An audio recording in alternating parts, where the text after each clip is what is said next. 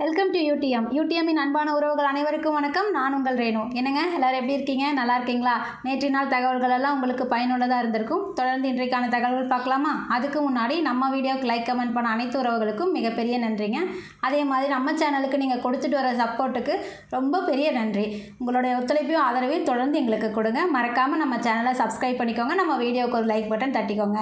ஏன்னா உங்களோட லைக்ஸ் தாங்க என்னோட எனர்ஜி. மறக்காமல் நம்ம வீடியோவுக்கு ஒரு லைக் பட்டன் தட்டிக்கோங்க. அதே மாதிரி நம்ம டெலகிராம் சேனலையும் மறக்காமல் ஜாயின் பண்ணிக்கோங்க.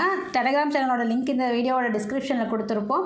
மறக்காமல் ஜாயின் பண்ணிக்கோங்க. அதில் தான் டெய்லி நியூஸ் பேப்பர் கட்டிங் போடுவோம், மந்த்லி பிடிஎஃப் போடுவோம், கொஸ்டின் அண்ட் ஆன்சர்ஸ் பிடிஎஃப் போடுவோம். ஸோ அந்த தகவல்கள்லாம் உங்களுக்கு பயனுள்ளதாக இருக்கணுங்கிறதுக்காக தான் நம்ம டெலகிராம் சேனலில் ஜாயின் பண்ணிக்க சொல்கிறோம். மறக்காமல் ஜாயின் பண்ணிக்கோங்க. இன்றைக்கான தகவல்கள் பார்க்கலாம். இன்றைக்கி நம்ம இந்த வீடியோவில் மார்ச் 9-10 2 நாட்களுக்கான தகவல்களை பார்க்க போகிறோம். தொடர்ந்து பார்க்கலாம். இன்றைக்கி முக்கியமான நாள் அப்படின்னு பார்க்கும்போது இம்பார்ட்டன்ட் டேஸ் மார்ச் 10 கொண்டாடக்கூடிய 3 நாட்கள் பார்க்க போகிறோம். முதல் நாள் காமன்வெல்த் டே. காமன்வெல்த் டே அப்படின்னா என்ன? அதாவது நமக்கு பிரிட்டிஷ் ஆட்சி அதிகாரத்துக்கு கீழே இருந்த உறுப்பு நாடுகளோட கூட்டமைப்பு தான் காமன்வெல்த்னு சொல்லுவோம். நம்ம சுதந்திரம் பெறுறதுக்கு முன்னாடி பிரிட்டிஷ் ஆட்சி காலத்தில் அவங்களுக்கு கீழே உறுப்பு நாடுகளோட கூட்டமைப்பாக இருந்தது தான் காமன்வெல்த் அப்படின்னு சொல்லப்படுது. ஸோ அதுக்கப்புறமா பல நாடுகள் சுதந்திரம் பெற்று தன்னாட்சியை செயல்பட தொடங்க ஆரம்பித்தாச்சு. ஸோ அந்த நாடுகள் எல்லாம் ஒரு கூட்டமைப்பாக செயல்படுறாங்க. ஒரு 56 நாடுகள் இதில் இருக்காங்க. India, Pakistan, Canada, Singapore, Malaysia, அந்த மாதிரி ஒரு 56 நாடுகள் பார்த்திங்கன்னா இதில் காமன்வெல்த்தில் உறுப்பு நாடுகளாக இருக்காங்க. ஸோ இந்த நாடுகளோட வளர்ச்சி, மேம்பாடு இது எல்லாம் பார்த்தீங்க அப்படின்னா அதோட புரிந்துணர்வு, விழிப்புணர்வு நாளாக தான் இந்த காமன்வெல்த் டேவை நம்ம கொண்டாடுறோம். ஸோ இந்த ஆண்டு பார்த்தீங்க அப்படின்னா இதுக்கான கருப்பொருள் தீம் பார்க்கும்போது டுகெதர் வி த்ரிவ், அதாவது டுகெதர் வி த்ரிவ், நாம் ஒன்றிணைந்து வளர்கிறோம் அப்படிங்கிறது தான் இந்த காமன்வெல்த் டேவோட இந்த ஆண்டுக்கான கருப்பொருள். காமன்வெல்த் டே அப்படின்னா என்ன? பிரிட்டிஷ் ஆட்சி அதிகாரத்துக்கு கீழே இருந்த உறுப்பு நாடுகளோட கூட்டமைப்பு. நம்ம சுதந்திரம் பெறத்துக்கு முன்னாடி நம்ம பிரிட்டிஷ்காரர்கிட்ட அடிமையாக இருந்தோம் இல்லையா? அப்போ ஒரு கூட்டமைப்பு. இது ஆக்சுவலாக பார்க்கும்போது விக்டோரியா மகாராணியோட பிறந்த நாள் தான் முதல்ல காமன்வெல்த் அப்படின்னு கொண்டாடப்பட்டுச்சு. அந்த நாளை கொண்டாடப்படணும்னு சொல்லப்பட்டது.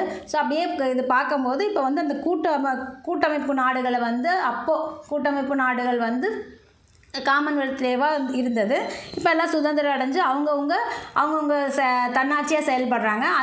அந்த வளர்ச்சி, அந்த நாடுகளோட வளர்ச்சி, மேம்பாடு இதெல்லாம் பார்க்கும்போது அதோட ஒரு புரிந்துணர்வு, விழிப்புணர்வு நாளாக தான் நம்ம இந்த காமன்வெல்த் டேவை கொண்டாடுறோம். ஸோ இன்றைக்கி நம்ம டுகெதர் வி த்ரிவ் அப்படிங்கிறது தான் இந்த ஆண்டுக்கான கருப்பொருள். நாம் ஒன்றிணைந்து வளர்கிறோம், எல்லா நாடும் ஒன்றிணைந்து ஒரே மாதிரி வளர்ந்துட்டுருக்கோம் அப்படிங்கிறத பெருமையாக சொல்கிறாங்க. ஸோ அடுத்தது அடுத்த நாள் பார்க்கும்போது சிஐஎஸ்எஃப் ரைசிங் டே. சிஐஎஸ்எஃப் அப்படிங்கும்போது ரீசெண்டாக தான் பார்த்துருந்துருப்போம். Central industrial security force. நமக்கு இங்கே தக்கோலத்தில் உள்துறை அமைச்சர் அதை ஓப்பன் பண்ணி வச்சுருந்தாரு.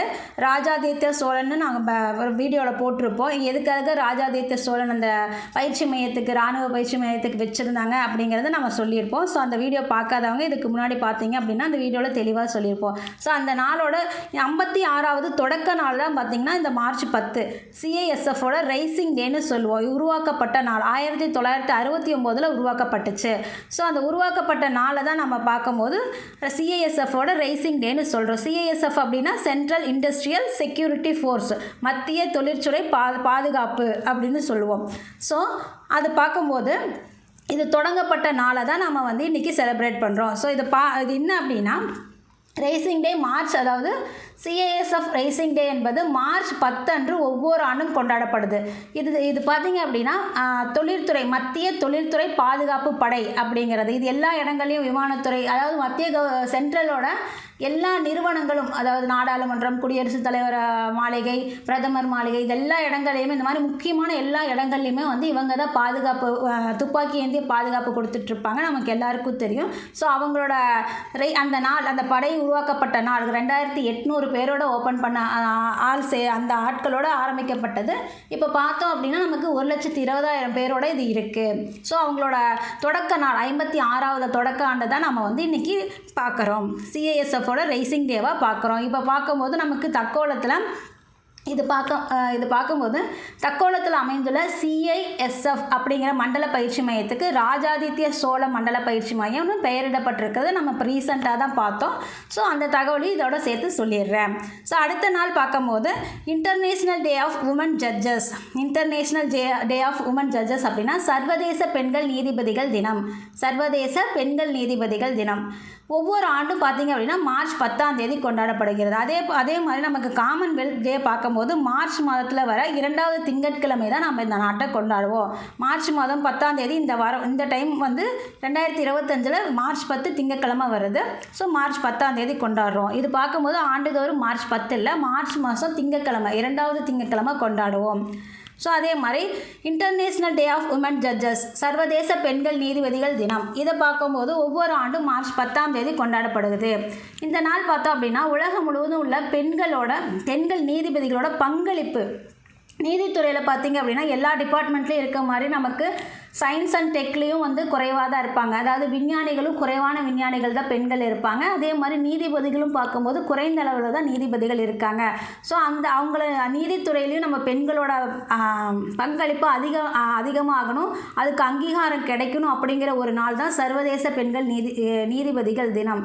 ஸோ அதுக்கான அங்கீகாரம் பெண் நீதிபதிகளுக்கான அங்கீகாரம், நீதித்துறையில் பாலின சமத்துவம், அதான் சொல்கிறேன் இல்லைங்களா, ஆண்களுக்கு ஈக்குவலாக பெண்களும் வந்து நமக்கு நீதித்துறையிலையும் இருக்கணும் அப்படிங்கிற நோக்கத்தை முன்னிறுத்துகிற நாள் தான் பார்த்திங்க அப்படின்னா சர்வதேச பெண்கள் தினம். நமக்கு ஆண்டுதோறும் பார்த்திங்கன்னா மார்ச் 10 இதை கொண்டாடப்படுது. பெண்கள் நீதிபதிகளோட முன்னேற்றத்தை கொண்டாடி எதிர்கொள்ளும் சவால்கள், அவங்களுக்கும் ஒரு சவால் இருக்கும். பெண் நீதிபதிகளாக இருந்தாலும் அவங்களும் அங்கே எவ்வளோ ஃபேஸ் பண்ணுறாங்க, எவ்வளோ பிரச்சனைகளை ஃபேஸ் பண்ணுறாங்க அப்படிங்கிற அதையெல்லாம் நம்ம அதுக்கான புரிந்துணர்வு விழிப்புணர்வு நாளாக தான் இந்த நாள் பார்க்கப்படுது. ஸோ சர்வதேச பெண்கள் நீதிபதிகள் தினம் பார்க்கும்போது ஐக்கிய நாடுகள் பொது சபை மூலமாக 2021 ஏப்ரல் 26 அன்று அதிகாரப்பூர்வமாக அறிவிக்கப்பட்டது.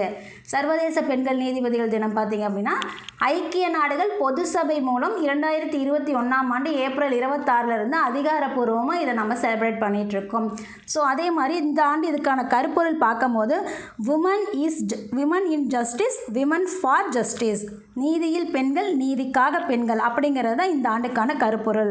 நம்ம அடுத்தது பார்க்கும்போது ஒரு தேசிய பூங்கா, புலிகள் தேசிய பூங்கா ஒன்றும் ஆட் பண்ணியிருக்காங்க நம்ம இந்தியாவில். அதுக்கான தகவல் தான் நம்ம இதை பார்க்குறோம். எங்கே அப்படின்னு பார்க்கும்போது மத்திய பிரதேசத்தோட சிவபுரி மாவட்டத்தில் இருக்கிற மாதவ் தேசிய பூங்கா.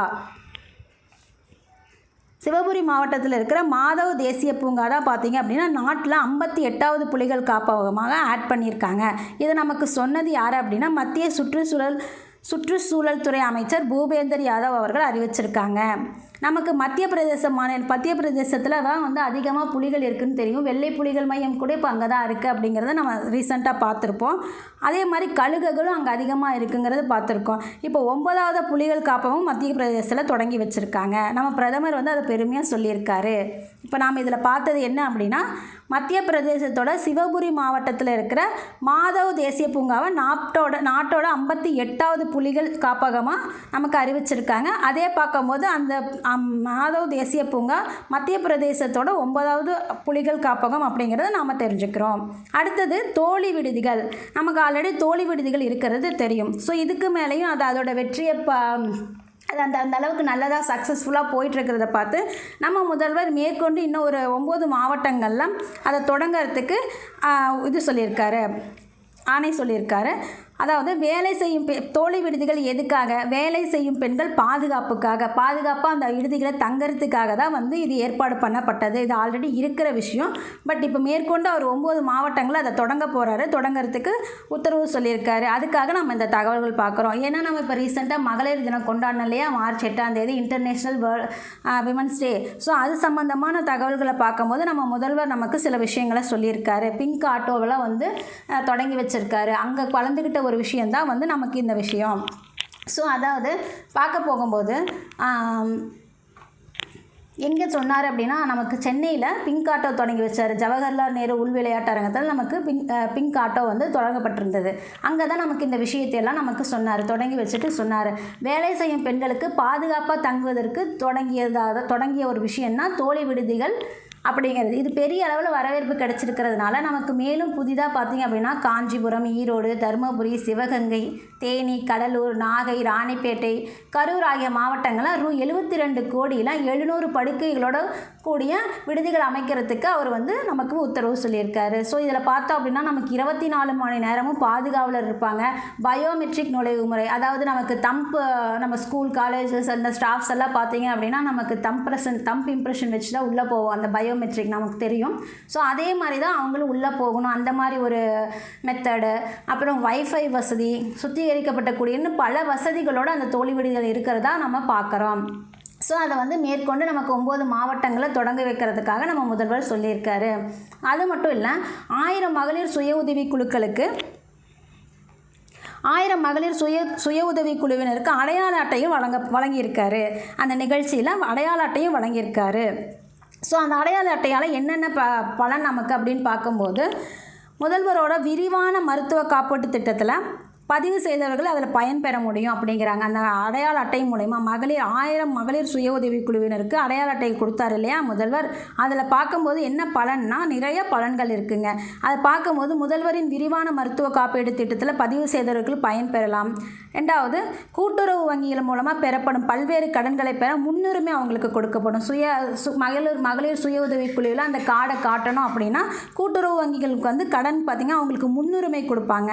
அது மட்டும் இல்லை, நமக்கு இந்த என்ன சொல்கிறது, கட்டணமின்றி, அதாவது பஸ்ஸில் பொருளெல்லாம் அந்த சுய உதவி குழு மூலமா தயாரிக்கிறாங்க இல்லையா பொருள், அந்த பொருட்கள் எல்லாம் பார்த்தீங்க அப்படின்னா கிராமம் மற்றும் நகர பேருந்துகளை 25 கிலோமீட்டர் வரைக்கும் கட்டணம் இல்லாமல் எடுத்து செல்றதுக்காகவும் இந்த கார்டை நம்ம யூஸ் பண்ணிக்கலாம். அவங்க மகளிர் சுய உதவி குழுக்கள் மூலமா என்ன பொருட்கள் உற்பத்தி பண்ணுறாங்களோ அதை நமக்கு கிராமம் ஆல்ரெடி நமக்கு பஸ் எல்லாம் லேடிஸ்க்கு ஃப்ரீயாக தான் இருக்குது.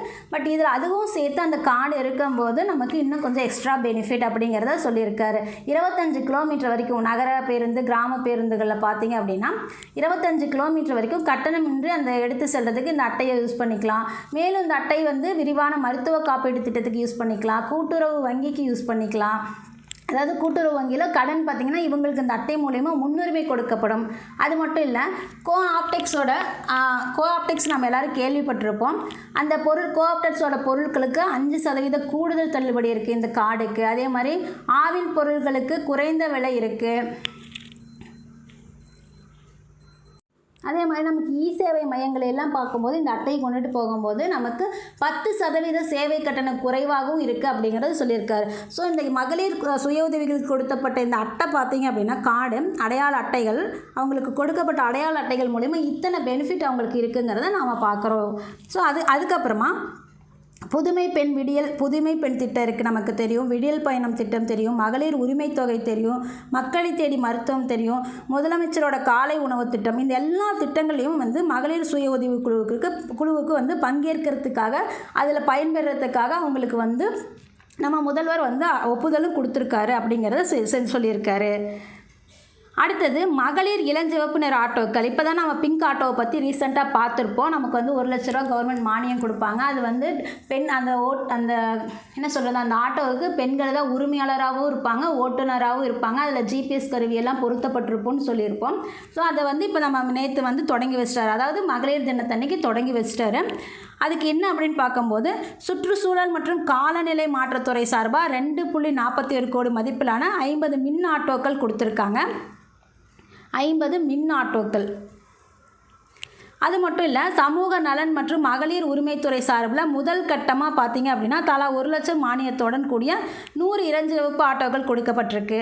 அதே மாதிரி தொழிலாளர் நலத்துறை சார்பில் தலா 1 லட்சம் மானியத்துடன் 100 ஆட்டோக்கள் கொடுக்கப்பட்டிருக்கு. மொத்தம் 250 ஆட்டோக்கள் நமக்கு மகளிர் தினத்தன்னைக்கு கொடுக்கப்பட்டிருக்கு. ஸோ இதில் பார்த்திங்க அப்படின்னா பிரயாணம் பண்ணுறவங்களுக்கு எந்த ஒரு ஆபத்தும் வராது இருக்கிறதுக்கு தான் பார்த்திங்க அப்படின்னா அவங்க ஜிபிஎஸ் கருவியெல்லாம் பொருத்தப்பட்டிருக்கும். அவங்க அந்த ஆட்டோ எங்கே போகுது எங்கே வருது அப்படிங்கிற மாதிரி இது பண்ணிக்கலாம். அது மட்டும் இல்லை, சென்னை மாநகரத்தில் இருக்கிற வாடகைக்கு ஓட்டுற வண்டிக்கு அந்த டிரைவருக்கு பின்னாடி சீட்டில் QR ஸ்கேன் கோடெல்லாம் இருக்கும். அதில் அந்த டிரைவர் பற்றின எல்லா விவரமும் இருக்கும். நமக்கு ஏதாவது ஒரு ஆபத்து அப்படின்னா அந்த ஸ்கேன் மூலிமா இது பண்ணும்போது நமக்கு அந்த தகவல்கள்லாம் ரோந்து பணியில் இருக்கிற காவலர்களுக்கு போயிடும் அப்படிங்கிறதும் நமக்கு கூடுதலாக சொல்லியிருக்கு தகவல். ஸோ நம்ம பிங்க் ஆட்டோ திட்டம் தொடங்கியாச்சு. மகளிர் தினத்திலேருந்து தொடங்கப்பட்டிருக்கு. மொத்தம் 250 ஆட்டோக்கள் கொடுக்கப்பட்டிருக்கு.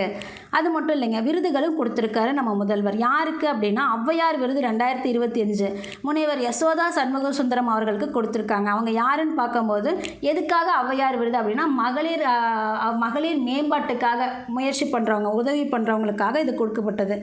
மகளிரோட மேம்பாட்டுக்கு முன்னேற்றத்துக்கு உதவி பண்ணுறவங்களுக்காக கொடுக்கப்பட்டது தான் இந்த ஔவையார் விருது. ஔவையார் விருது 2025 யாருக்கு கொடுத்துருக்காங்க அப்படின்னா முனைவர் யசோதா சண்முக சுந்தரம் அவர்களுக்கு கொடுத்துருக்காங்க. அன்னை தெரசா மகளிர் பல்கலைக்கழகத்தோட முன்னாள் வைஸ் சேர்மன் அவர்கள். 1,50,000 ரூபாய் இதுக்கு பரிசு தொகையும் கொடுக்கப்பட்டிருக்கு ஔவையார் விருதுக்கு. அதே மாதிரி 2025 பெண் குழந்தைகள் முன்னேற்றத்திற்கான மாநில விருது எந்த குழந்தைக்கு கொடுத்துருக்காங்க அப்படின்னா சௌமியா அந்த குழந்தைக்கு கொடுத்துருக்காங்க. காட்டு மன்னார் கோவிலை சேர்ந்தவங்க அந்த குழந்தை. ஸோ 1,00,000 ரூபா அதுக்கு பரிசு தொகை நம்ம முதல்வர் வழங்கியிருக்காரு. அதே மாதிரி மாநில பெண் குழந்தை பாதுகாப்பு தின விருதுகளையும் அந்த பெண் குழந்தைகளுக்கு விழிப்புணர்வை ஏற்படுத்தி பாதுகாப்பாக இருக்கிறது எப்படின்னு சொல்கிற அந்த விஷயத்துக்காக மாநில பெண் குழந்தைகள் பாதுகாப்பு தின விருதுகளையும் நமக்கு பதக்கங்களையும் கன்னியாகுமரி மாவட்ட ஆட்சியர் அழகு மீனா அவர்களுக்கும் காஞ்சிபுரம் மாவட்ட ஆட்சியர் கலைச்செல்வி மோகன் அவர்களுக்கும் நம்ம முதல்வர் வழங்கியிருக்காரு. ஸோ மொத்தம் 3 விருது நம்ம முதல்வர் வழங்கியிருக்காரு. பிங்க் ஆட்டோ திட்டத்தை தொடங்கி வச்சிருக்காரு. மகளிர் சுய உதவிகளுக்கு அடையாள அட்டை கொடுத்துருக்காரு. அந்த அடையாள அட்டை மூலமா நம்ம எவ்வளோ பயன்பெறலாம் அப்படிங்கிறத பார்த்தோம். ஸோ அடுத்த தகவல் போயிடுவோம். உலக ஜூனியர் செஸ் இது அண்டர் 20, அதாவது 20 வயசுக்கு கீழே இருக்கிற குழந்தைகள் விளையாடுற ஒரு போட்டி. இது பார்க்கும்போது 1950களிலிருந்து 50 காலகட்டங்கள்லேருந்து இது விளையாடப்படுதுங்க. நமக்கு முதல்ல இது யார் வாங்கினாங்க அப்படின்னா 1987 விஸ்வநாதன் ஆனந்த் அவர்கள். நமக்கு நல்லா தெரியும், அவர் தான் முதல் டைமில் இதை வாங்கியிருந்தார். அதுக்கப்புறம் பார்த்திங்க அப்படின்னா அபிஜித் குப்தா அவர்கள் வாங்கியிருந்தாங்க. அதுக்கப்புறம் இப்போ பார்த்திங்க அப்படின்னா பிரணவ் வெங்கடேஷ் அவர்கள் வாங்கியிருக்காங்க. எங்கே அப்படி நடந்தது அப்படின்னா மாண்டினிக்ரோவில் நடைபெற்ற உலக ஜூனியர் செஸ் சாம்பியன்ஷிப்பில், அதாவது மாண்டினிக்ரோவில் நடைபெற்ற உலக ஜூனியர் செஸ் சாம்பியன்ஷிப்பில் அண்டர் 20 அவங்க வயசு 20 வயசு கீழே இருக்கணும். ஸோ அதில் ஓப்பன் பிரிவில் இந்தியாவோட பிரணவ் வெங்கடேஷ் அவர்கள் சாம்பியன் பட்டம் வென்றிருக்காங்க. அதில் மேட்டிச் லெவ் ரென்ச்சி இவங்க 2வது இடத்தை விட்டுருக்காங்க. இது பார்க்கும்போது இதுக்கு முன்னாடி யார் வாங்கியிருந்தாங்க அப்படின்னா ஓப்பன் பிரிவில் கடைசியாக அபிஜித் குப்தா பார்த்திங்க 2008 வாங்கியிருந்தார். அதுக்கப்புறம் 17 ஆண்டுகளுக்கு அப்புறமா தான் இப்போ பிரணவ் வெங்கடேஷ் வாங்கியிருக்காரு. ஸோ 2008க்கு அப்புறமா 2025 தான் நமக்கு உலக ஜூனியர் செஸ் சாம்பியன் இந்தியாவுக்கு கிடச்சிருக்கு. அதுவும் பிரணவ் வெங்கடேஷ் மூலயமா கிடச்சிருக்கு. அவருக்கு வாழ்த்துக்கள் சொல்லிடலாம். இதை முதல்ல யார் வாங்கினாங்கன்னா 1987 விஸ்வநாதன் ஆனந்த் அவர்கள் வாங்கியிருந்தாங்க. இந்த ஆண்டு மகளிர் பிரிவில் இதை யார் வாங்கியிருக்காங்க இந்த ஓப்பன் செஸ் அப்படின்னு பார்க்கும்போது அனா ஷுக்மன் சாம்பியன் பட்டத்தை வென்றிருக்காரு. ரஷ்யாவோட அனா ஷுக்மன் மகளிர் பிரிவில் அவங்க வாங்கியிருக்காங்க. நம்ம அடுத்த தகவல் போயிடுவோம். பிரணவ் வெங்கடேஷ் அவர்கள் சாம்பியன் பட்டம் வென்றுட்டாங்க உலக ஜூனியர் செஸ். அதே மாதிரி நமக்கு சுனில் சேத்ரி அவர்கள் தெரியும், கால்பந்து விளையாட்டு வீரர். அவர் ஓய்வு அறிவிச்சிருந்தார். கடந்த ஆண்டு ஜூன் மாதம் ஓய்வு அறிவிச்சிருந்தார். இப்போ மறுபடியும் இந்தியாவுக்காக அவர் மீண்டும் களம் காண்றதுக்காக அவரோட அறிவிப்பை ஓய்வை ரிட்டர்ன் வாங்கிட்டார். நமக்கு இந்த கால்பந்து செம்மேளனம் அதை நமக்கு தெரிவிச்சிருந்தது. இந்தியாவிற்காக மீண்டும் களம் காணும் சுனில் சேத்ரி அவர்கள் ஓய்வு முடிவை திரும்ப பெற்றிருக்காரு. தேசத்துக்காக இன்னும் நான் போராடுவேன், அதாவது விளையாட்டில் மூலிமா நம்ம தேசத்துக்கு முன்னேற்றத்தை கொடுக்கணும் அப்படிங்கிறதுக்காக மீண்டும் திரும்பி வந்துட்டார். இவருக்கு நீண்ட காலமாக கேப்டனாகவும் இருந்தார். கால்பந்து அணிகளுக்கு கேப்டனாகவும் இருந்தார், இந்திய கால்பந்து அணிகளுக்கு. ஸோ கடந்த ஆண்டு ஜூன் மாதம் ஓய்வு பெற்றவர் 2005 அறிமுகம் ஆயிருந்தார். சர்வதேச அளவில் 94 கோல்கள் இவர் தோல்கள் அடிச்சிருக்காரு அப்படிங்கிறத நம்ம தெரிஞ்சுக்கிறோம். சுனில் சேத்ரி அவர்கள் அவரோட ஓய்வை திரும்ப பெற்றுட்டார். அதே மாதிரி நமக்கு நல்லா தெரியும் ஐசிசி சாம்பியன்ஸ் கோப்பை நடந்துட்டு இருந்துச்சு. அதோட ஃபைனல்ஸ் நேற்று முடிஞ்சிருச்சு. ஸோ நம்ம இந்தியா ஜெயிச்சிட்டோம். சூப்பர். இது நமக்கு நாம் மட்டும் பாகிஸ்தானில் விளையாடல, ஏன்னா நமக்கே தெரியும் அங்கே போனால் என்ன நடக்கும்னு தெரியாது. ஸோ அந்த மாதிரி எந்த ஒரு பஞ்சாயத்து நடந்துடக்கூடாது அப்படிங்கிறதுக்காக நாம் மட்டும் துபாயில் விளையாண்டுட்டு இருந்தோம். ஸோ அதோட விஷயம் என்ன அப்படின்னு பார்க்கலாம். நேற்று நாம் ஜெயிச்சிட்டோம். நம்ம எல்லாருக்குமே இந்த விஷயம் தெரியும். ஸோ ஐசிசி சாம்பியன்ஸ் கோப்பை பார்த்திங்க அப்படின்னா நமக்கு பாகிஸ்தானோட கிரிக்கெட் வாரியம் தான் நடத்துனாங்க. பாகிஸ்தானில் தான் நடத்துனாங்க. அவங்க தோத்துட்டாங்க. இப்போ நம்ம 8 அணிகள் பார்த்திங்க 8 அணிகள் நம்ம தலை சிறந்து 8 அணிகள் பங்கேற்றாங்க. பாகிஸ்தான் கிரிக்கெட் வாரியம் சார்பில் ஐசிசி சாம்பியன்ஸ் கோப்பை நடந்துட்டு வந்து நம்ம எல்லாருக்கும் தெரியும். இதில் தலை சிறந்து 8 அணிகள் பங்கேற்று ஆடினாங்கன்னு நமக்கு தெரியும். இதில் இறுதி ஆட்டத்தில் வந்து நேற்று வந்து நமக்கு இந்தியாவும் நியூசிலாந்தும் ஆடினதும் நமக்கு தெரியும். ஸோ துபாய் சர்வதேச கிரிக்கெட் மைதானத்தில் தான் இது நடந்துச்சு. ஐசிசி சாம்பியன்ஸ் கோப்பையை பார்த்திங்க அப்படின்னா இந்தியா 3வது முறையாக பட்டம் வென்றுட்டாங்க அப்படிங்கிறது ரொம்ப பெருமையான விஷயம். ஸோ இதுக்கு முன்னாடி 2002 இலங்கையோடு ஆடி இருந்தாங்க, 2013 வாங்கியிருந்தாங்க. அதுக்கப்புறம் இப்போ 2025 நியூசிலாந்தோட ஆடி ஜெயிச்சிருக்காங்க. நியூசிலாந்து வந்து இதில் ரெண்டாவது இடமா இருக்குது. இதில் ஆட்ட நாயகன் நேற்று பார்த்திங்க அப்படின்னா ரோஹித் சர்மா அவர்கள், தொடர் நாயகனாக வந்து நியூசிலாந்தோட வீரர் ரச்சின் ரவீந்திரா அவர்கள் வந்து வாங்கியிருக்காரு. ஸோ அடுத்த தகவல், ஷபானா ஆஸ்மி இவங்க ஒரு நடிகை. இவங்களுக்கு என்ன விருது கொடுத்துருக்கோம் அப்படின்னா வாழ்நாள் சாதனையாளர் விருது கொடுத்துருக்கோம். 16வது பெங்களூர் சர்வதேச திரைப்பட விழாவில் கொடகப்பா வாழ்நாள் சாதனையாளர் விருது. இதில் நடிப்புக்காக, சிறந்த நடிப்புக்காக, அவங்களோட திறமையை சினிமா துறைக்காக அவங்க எந்த அளவுக்கு வந்து அவங்க திறமையை கொடுத்துருக்காங்க, அவங்க வாழ்க்கையை வந்து இது பண்ணியிருக்காங்க அப்படிங்கிற ஒரு விஷயத்துக்காக கொடுக்கறது தான் வாழ்நாள் சாதனையாளர் விருது. இவங்க பார்த்தீங்க அப்படின்னா பன்மொழி திரைப்பட நடிகை. இவங்க ஃபஸ்ட்டு கன்னடத்தில் அறிமுகம் ஆனாங்க. பன்மொழி திரைப்பட நடிகை ஷபானா ஆஸ்மி எந்த படத்தில் அறிமுகம் ஆனாங்க அப்படின்னா 1977 கணேஸ்வர ராமா திரைப்படத்தின் மூலம் கன்னட திரையுலகில் கால் பதிச்சாங்க. தென்னிந்திய மொழிகள் அனைத்துலையுமே இவங்க நடிச்சிருக்காங்க, சிறப்பாக இவங்க நடிச்சிருக்காங்க. ஸோ இப்போ ரீசெண்டாக ஒரு வெப் சீரிஸில் கூட நடிச்சிருக்காங்க, இன்னமும் நடிச்சுட்டு தான் இருக்காங்க. ஸோ இவங்களுக்காக வாழ்நாள் சாதனையாளர் விருது எங்கே கிடச்சிருக்கு அப்படின்னா 16வது பெங்களூர் சர்வதேச திரைப்பட விழாவில் கிடச்சிருக்கு. ஸோ இன்றைக்கான தகவல்களோட நிறைவுக்கு வந்துட்டோம். இன்றைக்கான தகவல்கள்லாம் உங்களுக்கு பயனுள்ளதாக இருந்திருக்கும். நம்ம வீடியோ பார்க்குற உறவுகள் மறக்காமல் நம்ம வீடியோவுக்கு ஒரு லைக் பண்ணிக்கோங்க. தொடர்ந்து நாளைக்கான வீடியோவில் உங்களை சந்திக்கிறேன். அதுவரை உங்களிடமிருந்து விடைபெறுவது உங்கள் ரேணு. நன்றி. நல்ல தகவல்களை நாளும் சிந்திப்போம், நாளை சந்திப்போம்.